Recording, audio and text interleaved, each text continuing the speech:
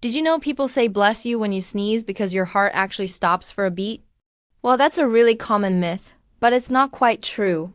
Your heart doesn't actually stop. When you're about to sneeze, you take a deep breath, which increases the pressure inside your chest. This can briefly change your blood flow and your heart's rhythm, sometimes causing a little flutter or a skipped beat. But don't worry, your heart keeps on ticking just fine. So, the whole bless you tradition might have started because people thought your spirit could escape during a sneeze.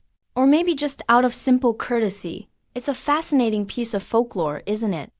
Next time you hear a sneeze, you'll know the real story. Thanks for watching, and if you learned something new, hit that subscribe button for more cool facts.